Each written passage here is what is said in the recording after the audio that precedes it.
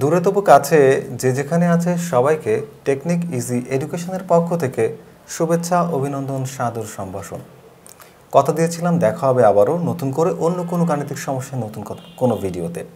সেই কথা রাখতে ফিরে এসেছি। আজকের পর্বে আমরা জ্যামিতির একটি উপপাদ্যের সৃজনশীল প্রশ্নের সমাধান করব। আর এই সমাধান ক্লাসের গোটা প্রহর জুড়ে আমি তন্ময় জুয়েল আছি তোমাদের সাথে। তাহলে চলো আর কালক্ষেপণ না করে আজকের ক্লাসটি শুরু করা যাক। শুরুতে এক নজরে দেখে নেব আমরা আমাদের আজকের প্রশ্নটি। আমাদের প্রশ্নে বলা হয়েছে ত্রিভুজ এবিসি এর ডি ও ই যথাক্রমে এ বি ও এসি এর মধ্যবিন্দু এবং কোণ বি ও কোণ সি এর সমদ্বিখণ্ডক দ্বয় ও বিন্দুতে মিলিত হয়েছে। প্রশ্ন কতে বলা হয়েছে উদ্দীপকের তথ্যগুলো চিত্রের মাধ্যমে দেখাও। তাহলে আমাদের যে তথ্যগুলো দেওয়া ছিল বলা হয়েছে ত্রিভুজ এ বি সি। তা আমি প্রথমেই সেই ত্রিভুজটি অঙ্কন করব, ত্রিভুজ এ বি সি। মনে করো আমার এই সেই ত্রিভুজটা হচ্ছে এইটা, আমি নাম দিতে পারি A B C.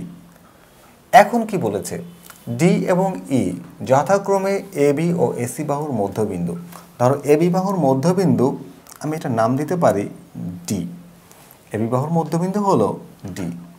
R AC বাহুর মধ্যবিন্দু হচ্ছে ই। যথাক্রমে ডি এবং ই, তাহলে এসি বাহুর মধ্যবিন্দু হচ্ছে ই। তাহলে এটার নাম দিলাম ই। আরও কি বলেছে প্রশ্নে বলা হচ্ছে বি ও সি এর সমদ্বিখণ্ডক দ্বয়। আচ্ছা, কোণ বি এবং কোণকে আমি সমদ্বিখণ্ডিত করব।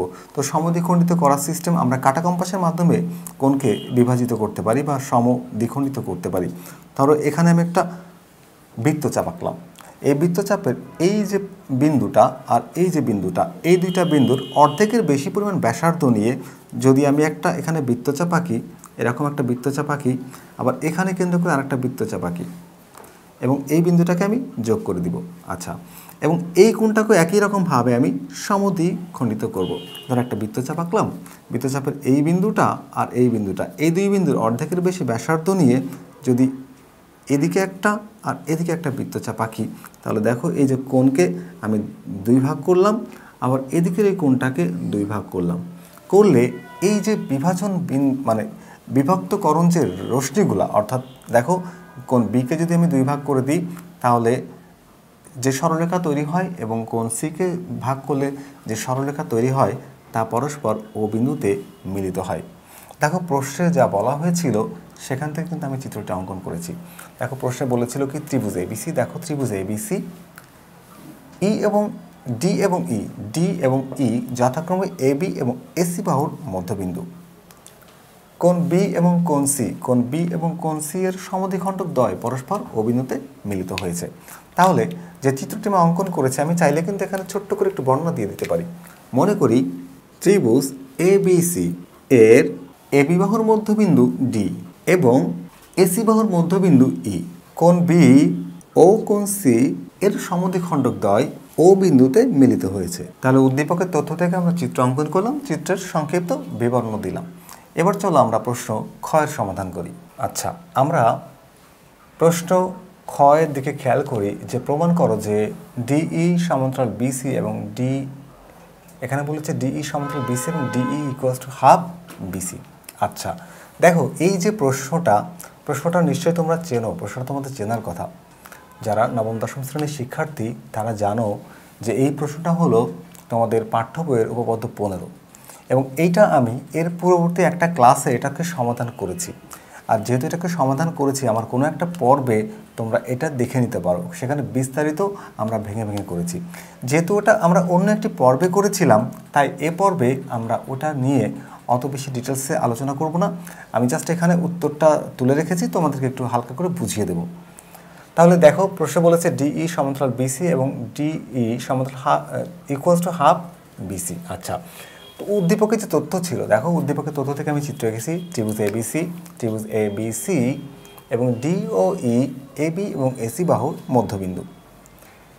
আর প্রমাণ করতে হবে কি, আমাকে এটা প্রমাণ করতে হবে যে ডিই সমান্তরাল বিসি এবং DE equals to half BC.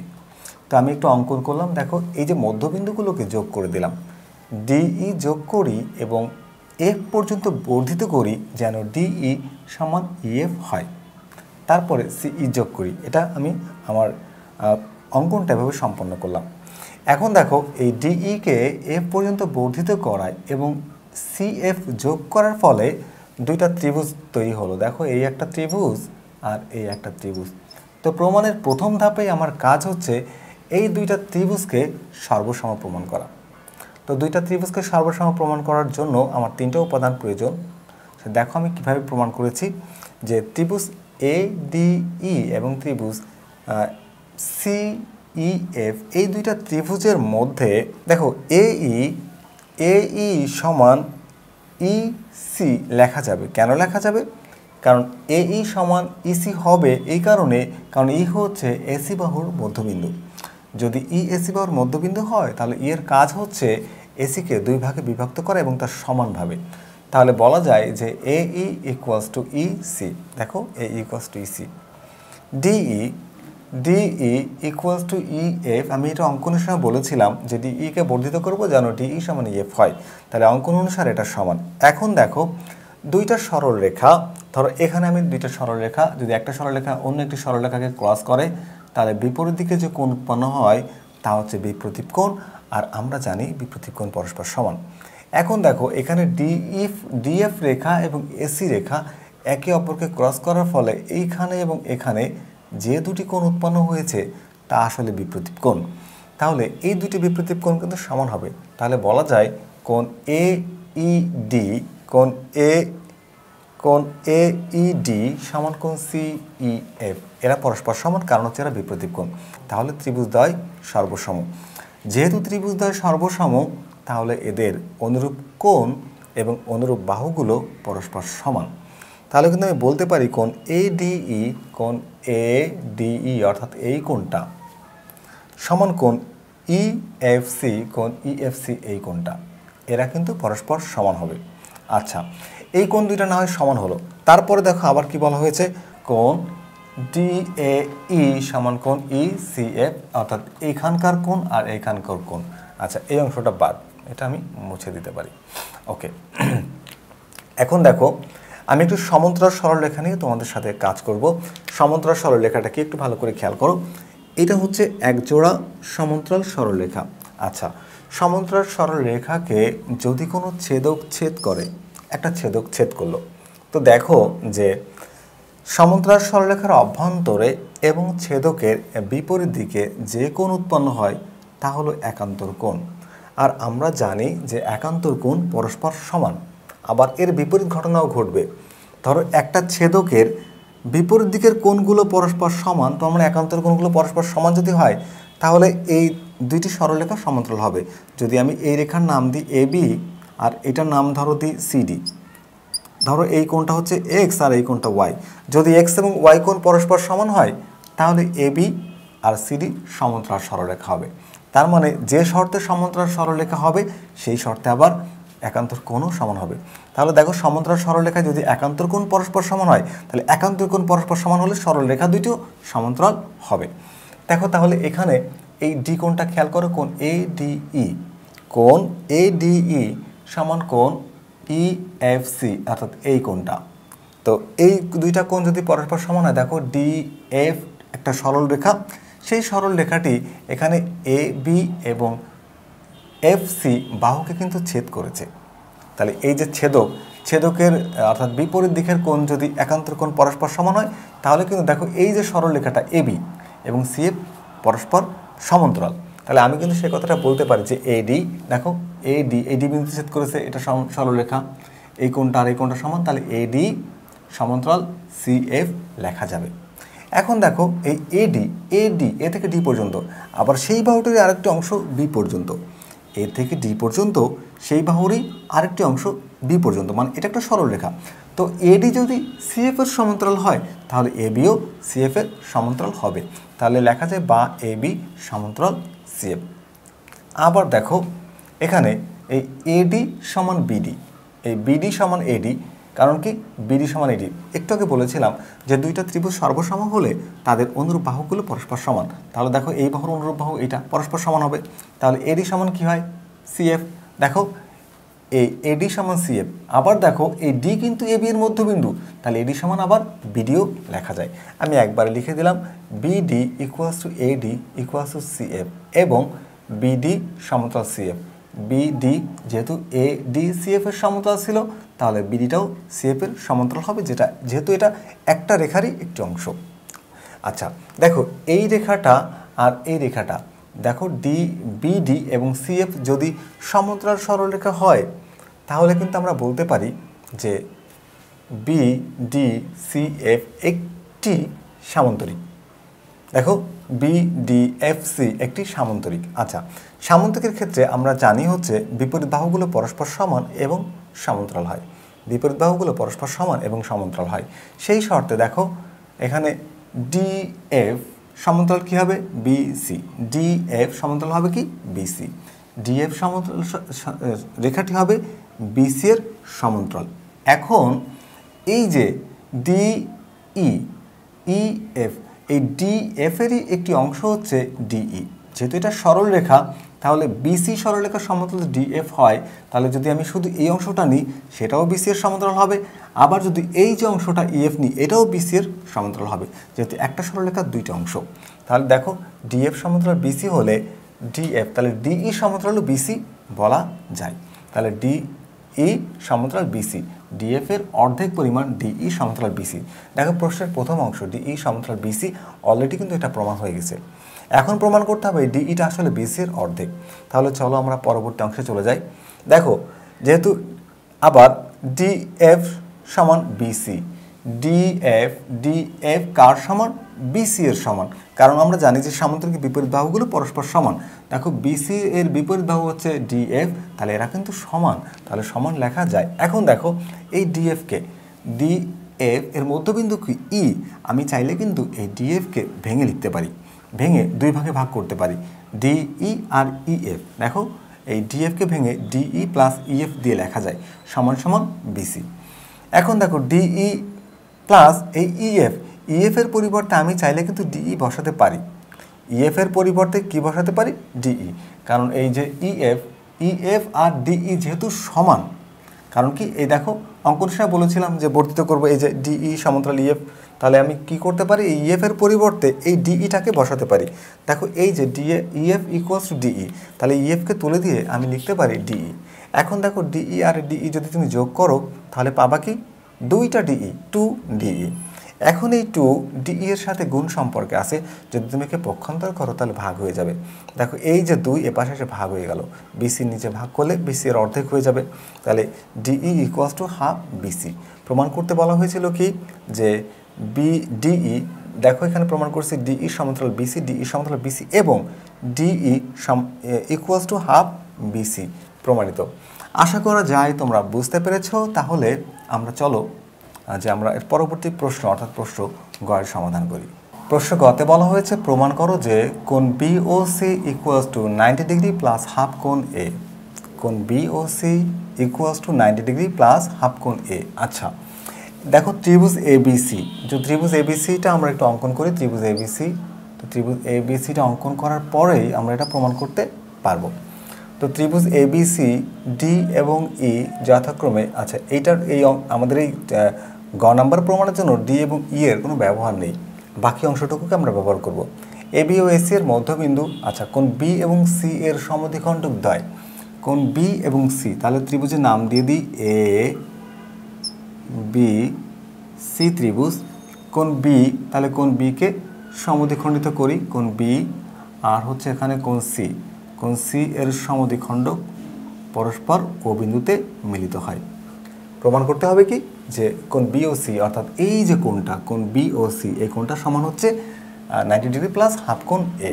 আচ্ছা তাহলে এখান থেকে আমরা একটা বিশেষ নির্বাচন লিখে নিই। মনে করি এ বি সি একটি ত্রিভুজ যার কোণ বি ও কোণ সি এর সমদ্বিখণ্ডক দ্বয় ও বিন্দুতে মিলিত হয়েছে।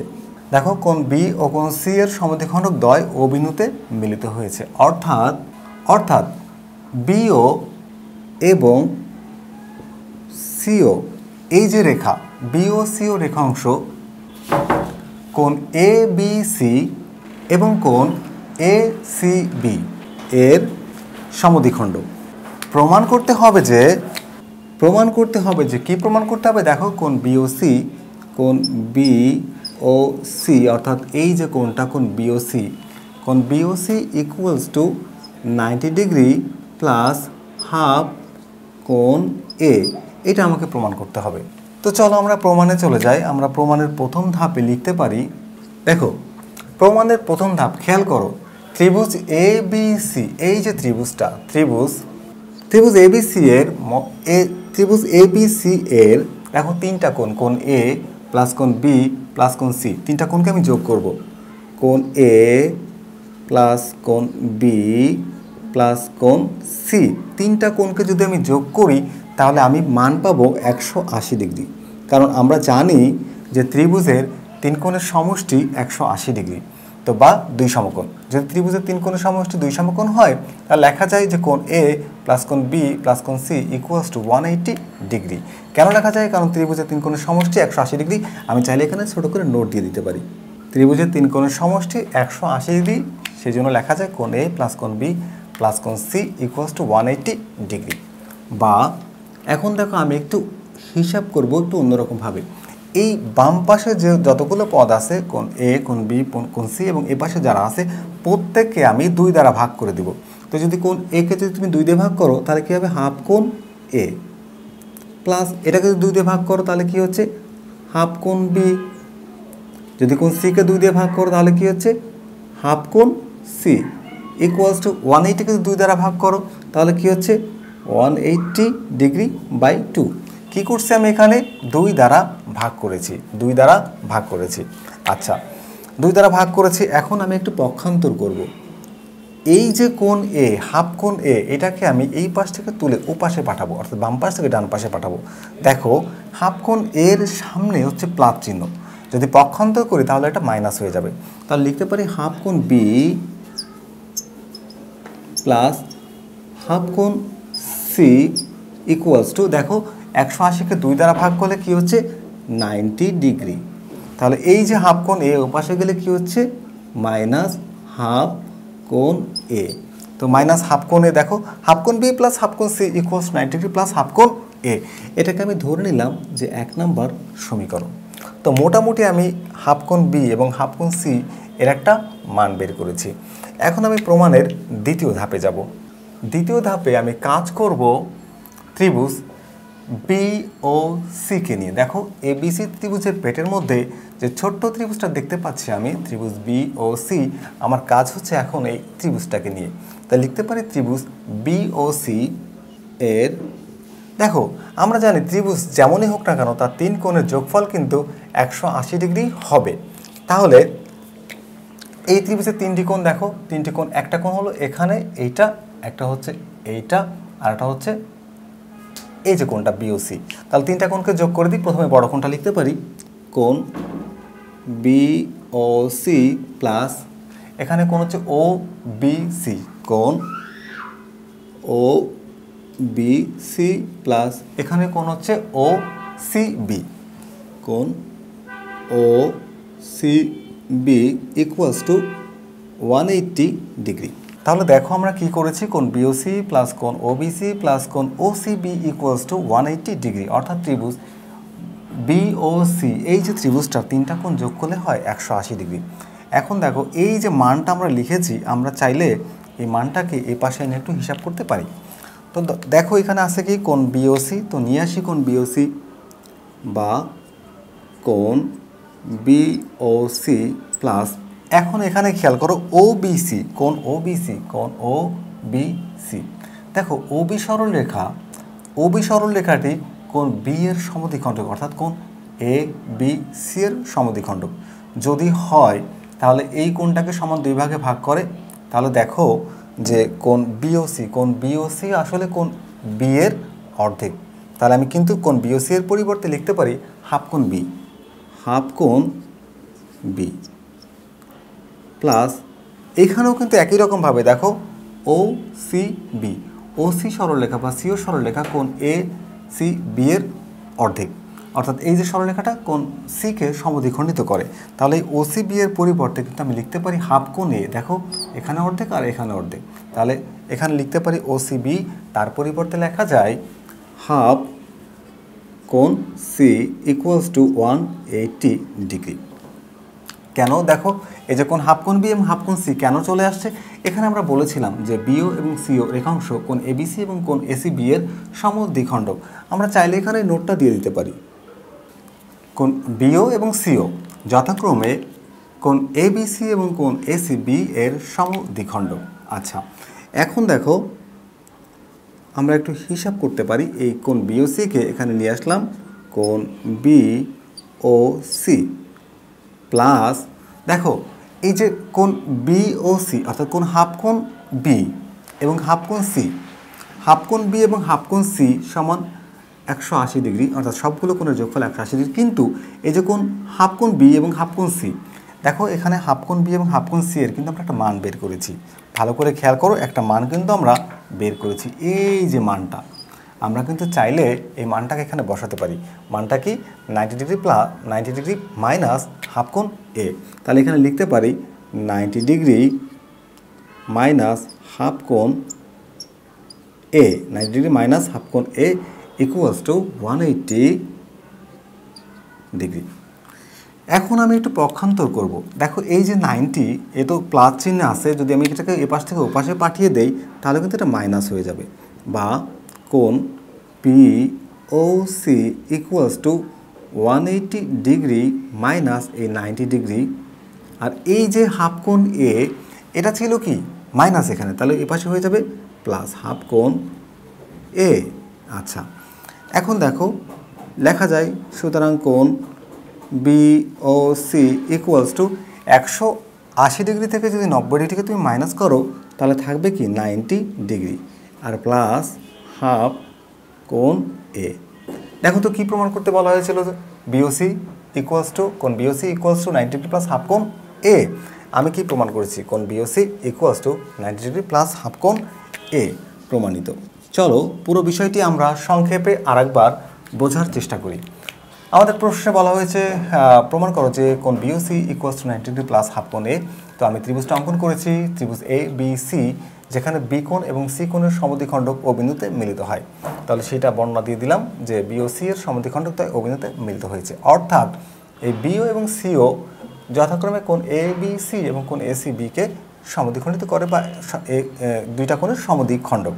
প্রমাণ করতে হবে যে কোণ B O C equals to 90 degree plus half কোণ এ। প্রমাণের প্রথম ধাপ, ত্রিভুজ এ বি সি অর্থাৎ সম্পূর্ণ বড় ত্রিভুজটাকে নিয়ে কাজ করব। আমরা জানি ত্রিভুজের তিন কোণের যোগফল 180 ডিগ্রি, তাহলে কোণ এ প্লাস কোণ বি প্লাস কোণ সি এর যোগফল 180 ডিগ্রি। ত্রিভুজের তিন কোণের সমষ্টি 180 ডিগ্রি। তাহলে আমি প্রত্যেকটা পদকে, অর্থাৎ ডান পাশে বাম পাশে যারা আছে প্রত্যেকটা পদকে আমি 2 দিয়ে ভাগ করে দিলাম। দেখো তাহলে এখানে ভাগ করলাম হাফ কোণ এ, হাফ কোণ বি, হাফ কোণ সি, এখানে 180কে 2 দিয়ে ভাগ করলাম। দেখো হাফ কোণ এ প্লাস হাফ কোণ সি, এখানে হাফ কোণ বি আর হাফ কোণ সিকে আমি রেখে দেবো। এই যে হাফ কোণ এ, এটাকে পক্ষান্তর করব, আর 180কে 2 দিয়ে ভাগ করলে 90, আর এটা ছিল প্লাস, হয়ে গেল মাইনাস। এটা হচ্ছে সমীকরণ 1। আমি মোটামুটি হাফ কোণ বি এবং হাফ কোণ সি এর একটা মান বের করেছি। ধাপ 2তে আমি কোণ বি, ত্রিভুজ বি ও সিকে নিয়ে কাজ করব, অর্থাৎ বড় ত্রিভুজের মধ্যে যে ছোট ত্রিভুজটি এটাকে নিয়ে কাজ করব। তো এই ত্রিভুজের তিনটি কোণকে যোগ করব, কোণ বি ও সি প্লাস কোণ ও বি সি প্লাস কোণ ও C B equals to 180 degree. এখন এই হিসাবটাকে এ পাশে নিয়ে যাই, এখানে কোণ বি ও সি আর এখানে কোণ ও বি সি, এর পরিবর্তে লেখা যায় হাফ কোণ এ, কারণ হচ্ছে বিও সরলরেখা এই কোণকে 2 ভাগে ভাগ করে দেয়।